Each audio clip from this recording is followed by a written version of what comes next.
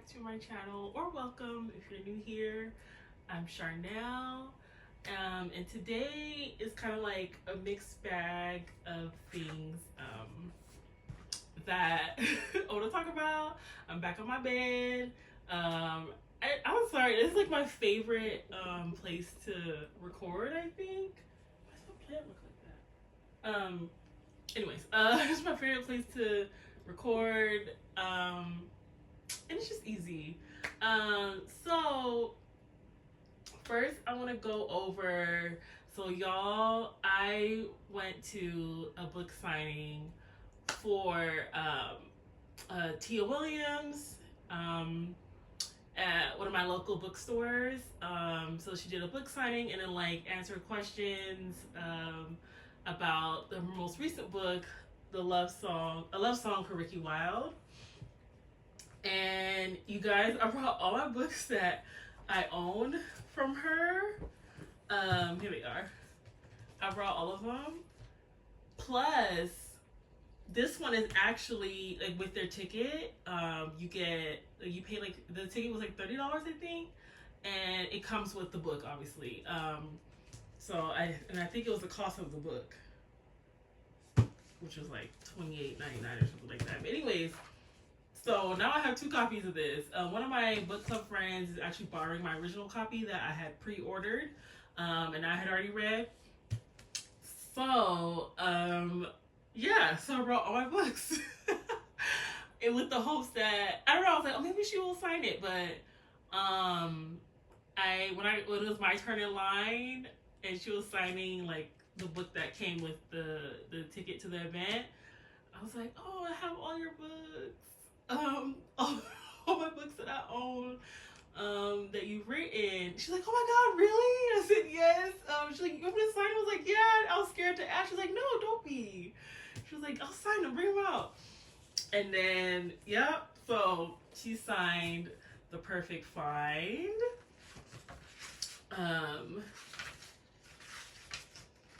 And she signed The Perfect Find. This is A Love Song for Ricky Wilde. 7 Days in June. Thumbnail.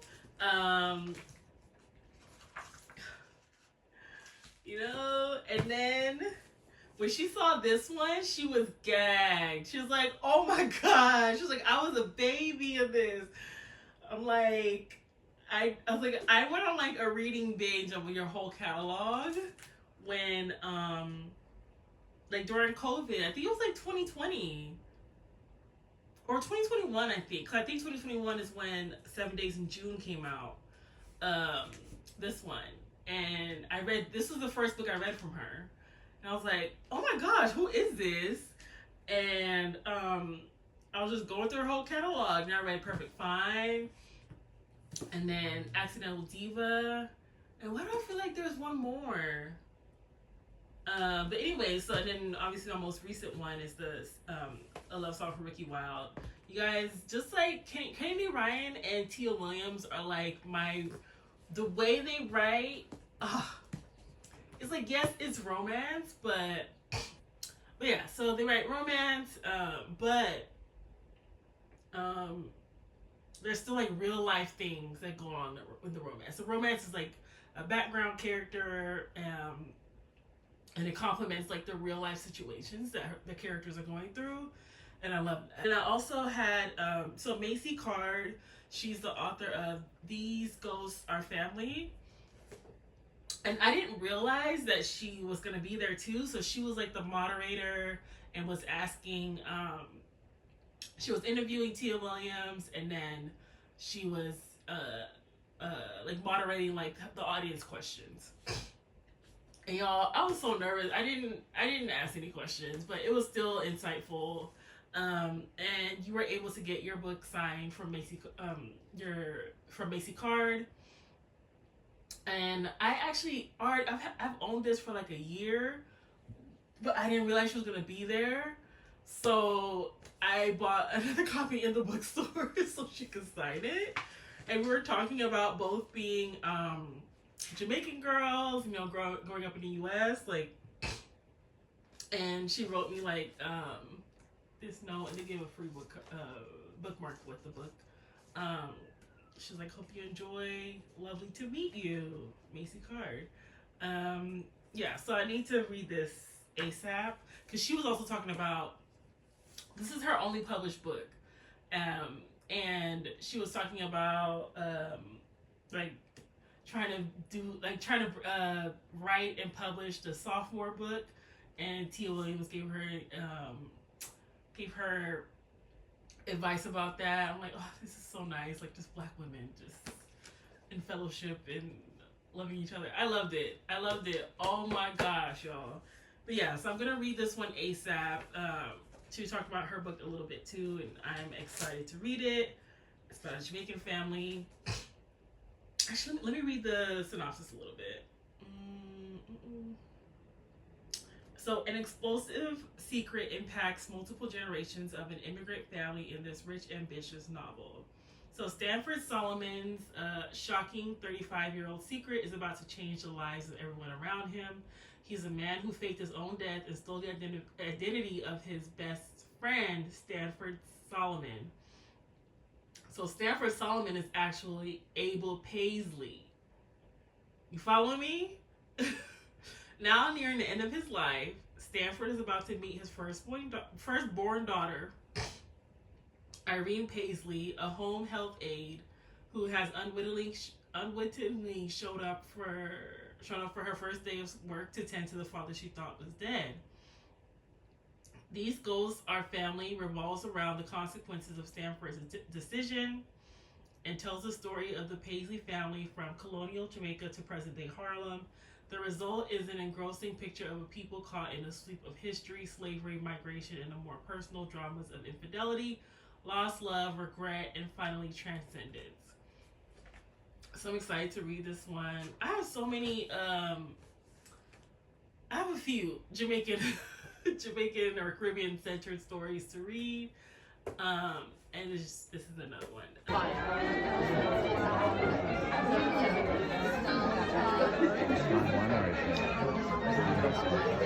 I was really scared when I got this idea of pitching it to my agent and my editor, because I am not a magical realism author. There are authors that do this, you know.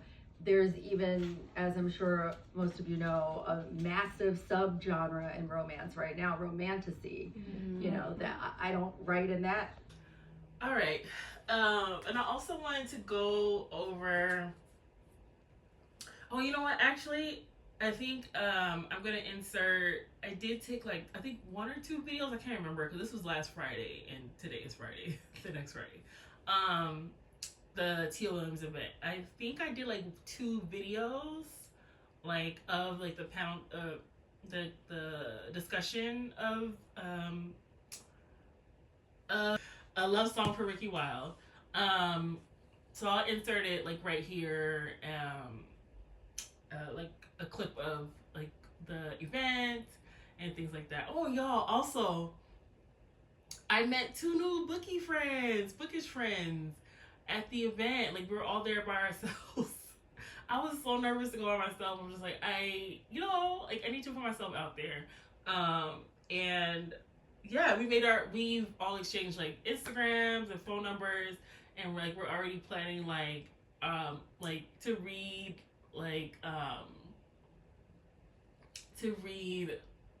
books together. It's like a little mini book club. I think we're gonna try to do like a silent book club. So I'm so excited about that. And hopefully one day I'll introduce them to y'all. Like maybe if we do, I think there's like 1 or 2 events that we're all trying to decide like to go to together, like bookish events, like another author signing at like Barnes and Noble or something. But yeah, so I'll bring y'all along, hopefully with that. But okay. All right, you guys. So I'm gonna go over. I don't think I've showed y'all a library haul in a minute. But I have 4 books, and one of them I've already finished. Gobbled it up, ate it up. I'm gonna start with that one. So I got The Comeback by Ella Berman. I think I I don't know if I talked about the other Ella Berman book I read with you guys.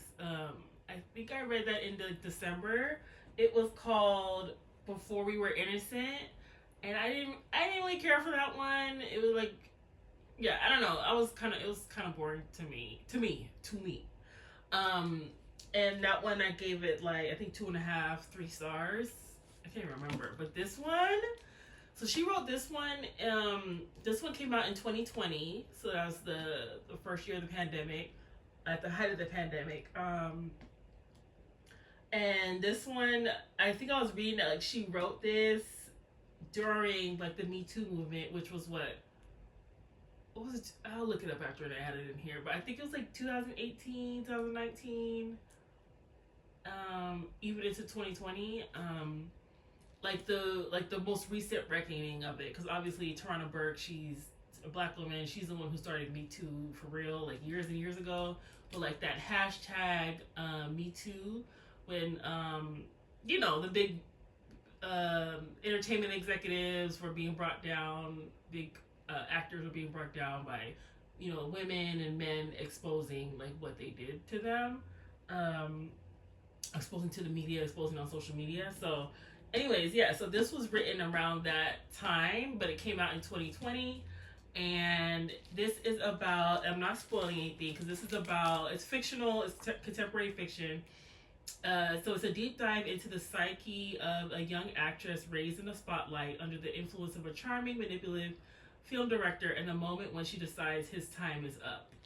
So, you guys already know, I think another hashtag was time's up, like along with the hashtag Me Too. I think the other one was like hashtag time's up. So yeah, so this was like right on that during that time a few years ago. And yeah, so it's a fictional tale, but so Grace is the main character. She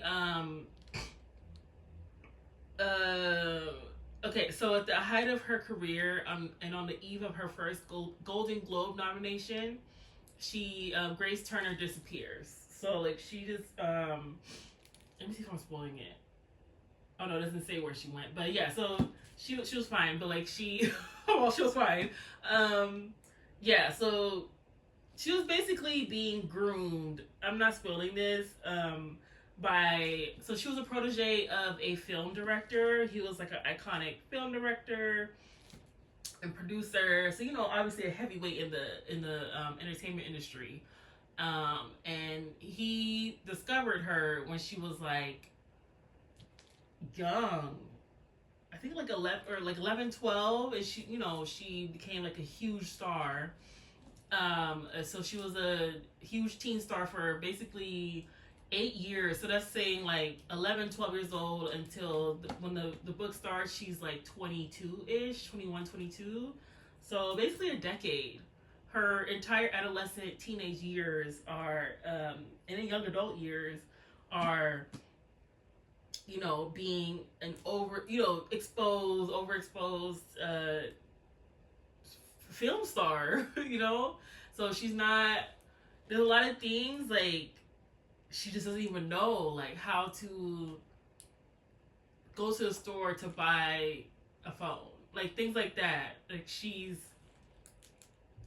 you really got to see like how, I bet you the author researched this with real teen stars and like real actresses. I can just imagine she did, because that's how I always thought about them too. Is like they're kind of removed from everyday reality because it's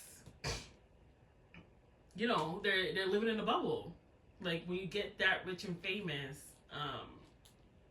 you're removed from reality. To me. But yeah, so this was really, really good. I ate it up. It was like 375-ish pages, and I read this in like 2 days. Yeah, so it was 5 stars for me. I highly recommend this. I'll do another review at the end of the month when I do my April wrap up, but I just have to tell y'all about this one. Okay, and I also got Olga D Dreaming by Xochitl.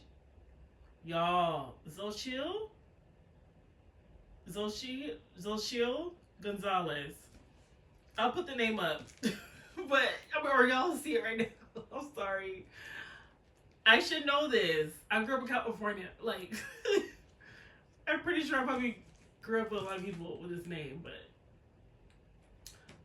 So this one is about, so it's a tale of a status-driven wedding planner grappling with her social ambitions, absent mother, and Puerto Rican roots, all in the wake of Hurricane Maria. So it's 2017, and Olga and her brother Pedro Prieto Acevedo are bold-faced names in their hometown of New York. Prieto is a popular congressman representing their gentrifying Latinx neighborhood in Brooklyn, while Olga is a Tony wedding planner for Manhattan's power brokers. So behind closed doors, things are far less rosy.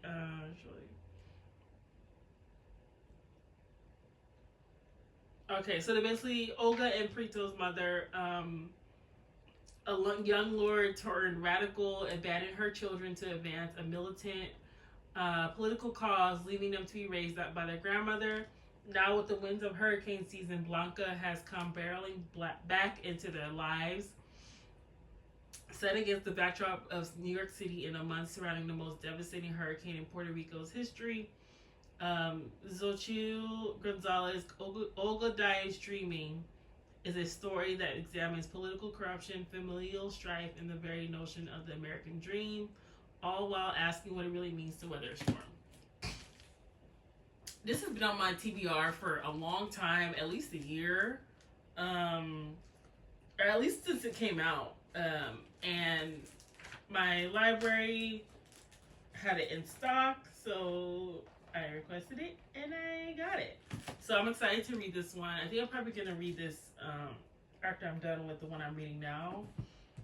And I got these two. The next two are like romances, contemporary fiction. So this one is Lies and Other Love Languages by Sonali Dev.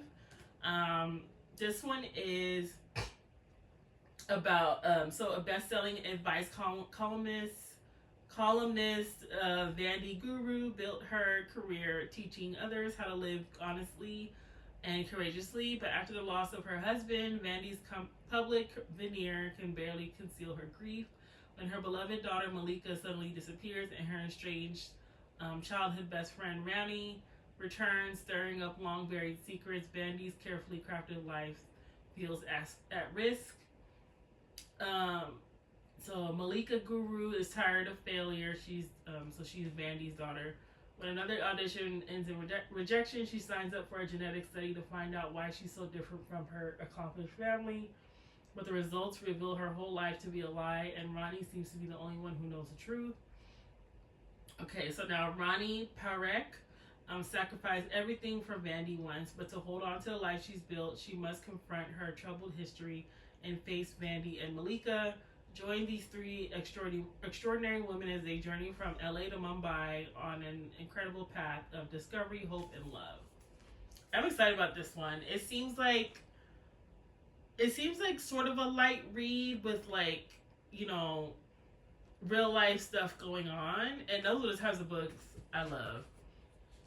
And then the last one I got on my library haul was Much Ado About Nada by Uzma Jalaluddin. Yeah. She's the author of Aisha at Last. Oh, I think I saw that in the library too. I should have got that too. Maybe next time. So, it's a sparkling second chance romance inspired by Jane Austen's Persuasion. Wasn't that a movie? I think I've seen that. It's a long synopsis, so I'm just gonna read a little bit. So Nada Saeed is stuck excuse me, on the cusp of 30. She's still living at home with her brothers and parents in Golden Crescent neighborhood of Toronto, resolutely ignoring her mother's unsettled pleas to get married already. While Nada has a good job as an engineer, it's a far cry from realizing her startup dreams for her tech baby, Ask Appa. The app that launched with a whimper instead of a bang because of a double-crossing business partner. Nothing in her life has turned out the way it was supposed to, and Nada feels like a failure. Something needs to change, but the past is holding on too tightly to let her move forward. Nada's best friend Halima is determined to pry her from her shell. And what better place to do so than at the giant annual Muslim convention held downtown, where Nada can finally meet Halima's fiance Zayn. And did Halima mention Zayn's brother Baz will be there? What Halima doesn't know is that Nada and Baz have a past, some of it good, some of it bad, and all of it secret at the convention. That past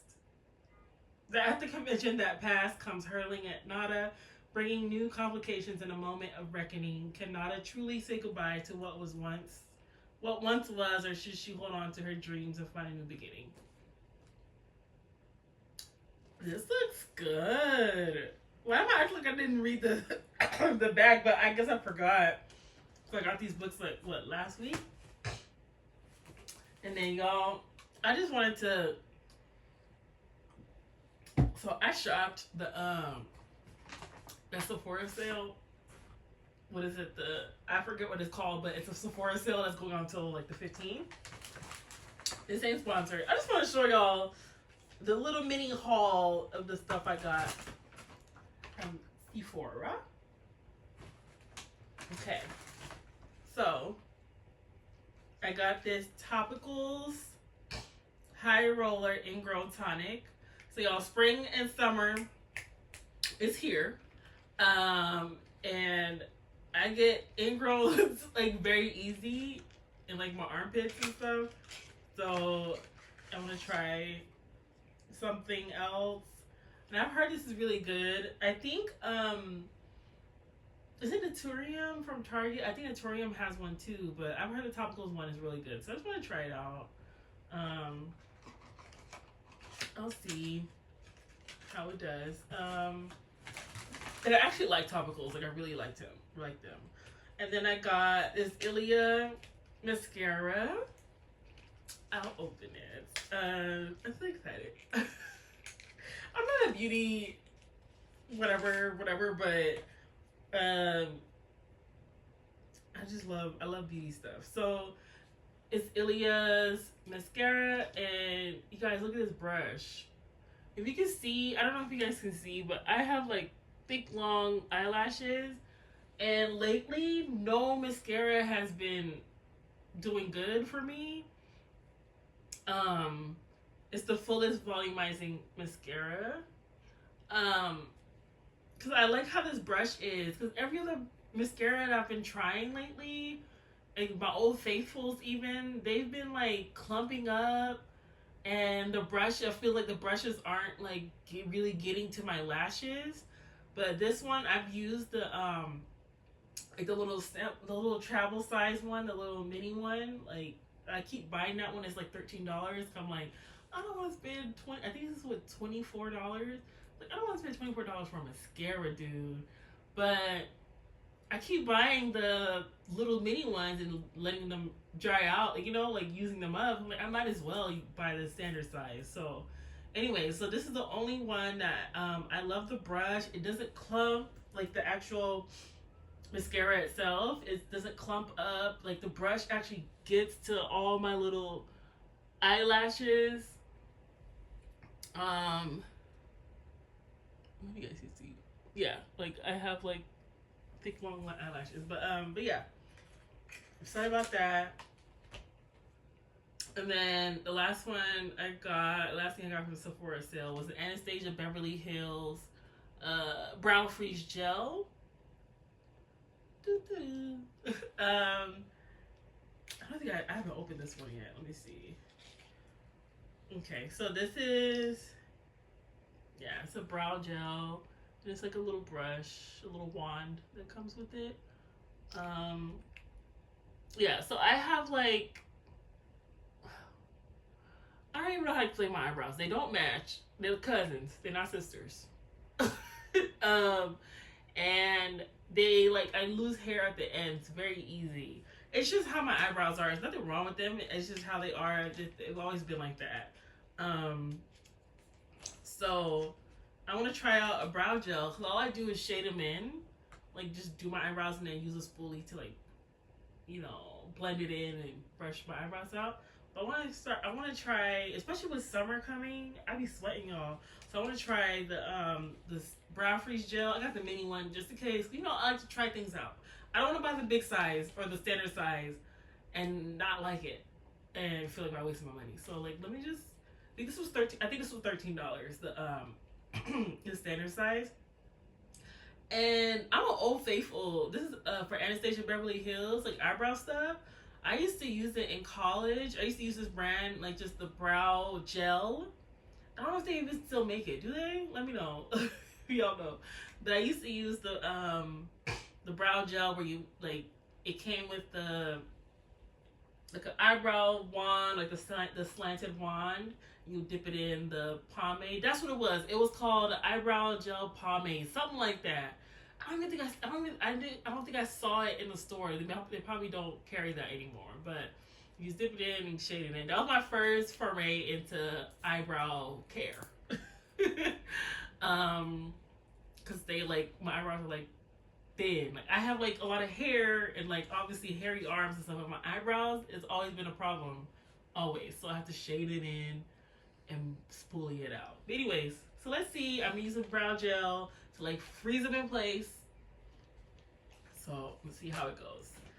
And then y'all, you already see I'm wearing a Renaissance World Tour shirt. And if y'all didn't know, I don't know if I ever mentioned this, but Shar Reads Things, this account, all my accounts are Beyonce stan accounts. We do not accept Beyonce slander. No.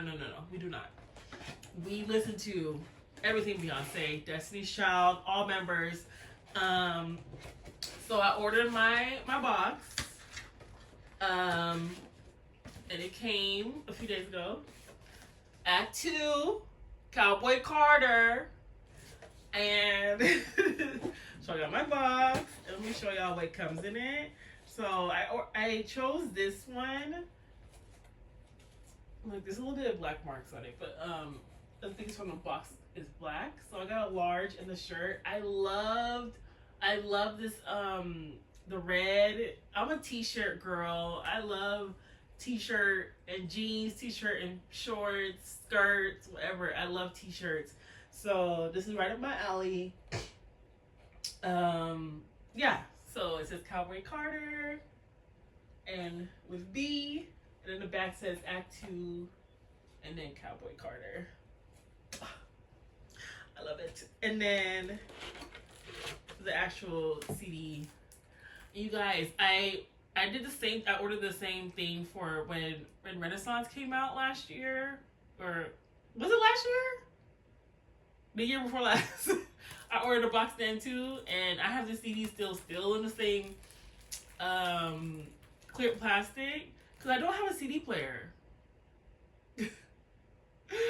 I'm a child of the 90s and the early 2000s, but I don't have a CD player anymore. Like, because obviously, like, we all use Spotify, Apple Music, Tidal, whatever, on our phones and tablets and stuff. Like, yeah, so I need to get on that. I know I actually have one in my Amazon cart. It's been in my cart, like, in the save for later section, like, at least a year. Maybe since the last Beyonce CD, because those are the only 2 CDs that I've recently bought, which was 2 years apart. Anyways, I've been listening to it on my phone, obviously on Spotify and stuff, but I think I'm gonna listen to the CDs. Oh, she looks so good. She's so pretty. Oh. Country.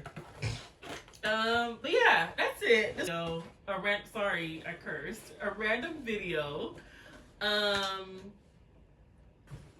And yeah, but I just wanted to come on and talk to y'all. I haven't talked to y'all in a while. You know, it's just been busy and things like that. But yeah, so thank you all for watching my video, and comment below anything, like what have y'all been watching? What have y'all been reading? Oh my gosh. And yeah. Is there any author events y'all are excited about? Are y'all going to any author events or book signings or anything like that? Yeah. All right. Thank you guys for watching as always. I will see you guys in the next one. Bye, y'all.